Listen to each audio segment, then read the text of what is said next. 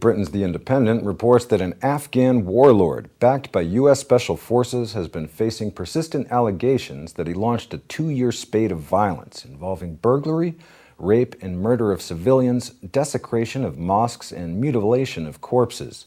Yet despite repeated warnings about the atrocities Commander Azizullah is alleged to have committed, he has remained on the payroll of the U.S. military as a member of a select band of mercenaries. Interviews with religious leaders, tribal elders, villagers, contractors, and Western and Afghan officials all illustrate a reign of terror in which they believe Azizullah, an ethnic Tajik, targeted Pashtun civilians while fighting the Taliban. Although individual allegations, all from ethnic Pashtuns, might be inaccurate, malicious or motivated by envy of Azizullah's close and lucrative links to U.S. Special Forces, taken together, they come from sources belonging to a range of tribes and from several areas.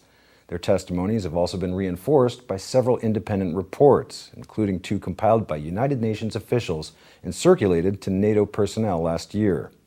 The allegations of persistent abuses are embarrassing for NATO, and not just because of their closeness with an alleged war criminal.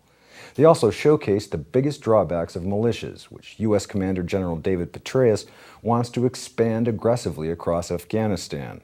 He wants to triple the size of the militias to 30,000 members nationwide. UN officials first raised the subject of Azizullah with NATO in February 2010, in a report which cited a complaint by Afghan villagers that during a night raid by Special Forces the previous month, in which 6 civilians were killed, quote, an Afghan security commander by the name of Azizullah and the men under his command stole about $9,600 belonging to 3 of the killed civilians. By the summer, the U.S. military had received a more comprehensive list of the atrocities Azizullah was accused of, compiled by Western and Afghan officials who were lobbying for his removal. A report entitled Evidence Against Azizullah stated, quote, we strongly recommend that this man be removed from his position working in the services of the U.S. military. Numerous complaints have been made to us in recent weeks regarding the behavior and activities of Commander Azizullah. Elders from a number of districts have provided independent accounts of Azizullah's involvement in criminal activities such as theft, indiscriminate killings, and more sordid activities such as detaining young boys, holding them for several weeks, and sexually abusing them. There is an undeniable pattern regarding this individual that cannot be disregarded.